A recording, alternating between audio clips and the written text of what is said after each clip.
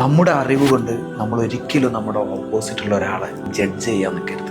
ഈ തോണിക്കാരനോട് ഈ പണ്ഡിതനായിട്ടുള്ള അറിവുള്ള മനുഷ്യൻ ചോദിച്ചു, നിങ്ങൾ ബയോളജി പഠിച്ചിട്ടുണ്ടോയെന്ന് ചോദിച്ചു. ജീവിതത്തിൽ ഒരിക്കൽ പോലും കേൾക്കാത്തൊരു വാക്കാണ് അദ്ദേഹം ബയോളജി എന്ന് പറയുന്നത്. അദ്ദേഹം പറഞ്ഞു, ഇല്ല, ഞാൻ പഠിച്ചിട്ടില്ല എന്ന് പറഞ്ഞു. സൈക്കോളജി പഠിച്ചിട്ടുണ്ടോയെന്ന് ചോദിച്ചു. അപ്പോഴും ഈ പാവം തോണിക്കാരൻ പറഞ്ഞു, ഇല്ല, ഞാനത് പഠിച്ചിട്ടില്ല എന്ന് പറഞ്ഞു. അപ്പോൾ ഈ അറിവുള്ള മനുഷ്യൻ പറഞ്ഞു, നിങ്ങളുടെ ജീവിതത്തിൻ്റെ പകുതി മുക്കാലും നിങ്ങൾ നഷ്ടപ്പെടുത്തി കളഞ്ഞു എന്ന് പറഞ്ഞു. ഇങ്ങനെ ചോദ്യങ്ങൾ ഓരോന്നോരോന്നായി ചോദിക്കുമ്പോഴും ഒന്നും അറിയില്ല എന്ന മറുപടി മാത്രം ഈ പാവം തോണിക്കാരൻ പറഞ്ഞുകൊണ്ടേയിരുന്നു. തോണി കുറച്ചുകൂടി മുന്നോട്ട് പോയപ്പോൾ ആകാശം മേഘാവൃതമാവുകയും ഇടിയും മഴയുമായി പെയ്തിറങ്ങുകയും ചെയ്തു. തോണിയിൽ വെള്ളം കയറി കാറ്റിന്റെ വേഗതക്കനുസരിച്ച് തോണി ആടി ഉലയാൻ തുടങ്ങി. ആ സമയത്ത് സൈലന്റ് ആയിരുന്ന ഈ പാവം തോണിക്കാരൻ അറിവുള്ള ആ മനുഷ്യനോട് തിരിച്ചു ചോദിക്കുന്നുണ്ട്, നിങ്ങൾക്ക് നീന്തോളജി അറിയുമെന്ന് ചോദിക്കുന്നുണ്ട്. ആ മനുഷ്യൻ പറഞ്ഞു, ഇല്ല, ഞാനത് പഠിച്ചിട്ടില്ല എന്ന് പറഞ്ഞു. ആ സമയത്ത് ഈ പാവം തോണിക്കാരന് അദ്ദേഹത്തോട് വിഷമത്തോടു കൂടി പറഞ്ഞു, നിങ്ങളുടെ ലൈഫ്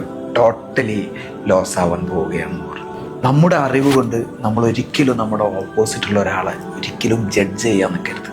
നമ്മളൊക്കെ ലൈഫിൽ കണ്ടുമുട്ടുന്ന ഓരോ മനുഷ്യന്മാരുടെയും ഉള്ളിൽ നമുക്കറിയാത്ത പല നിധിയുടെ ശേഖരങ്ങളും ഉണ്ടാവും എന്നുള്ളതാണ്.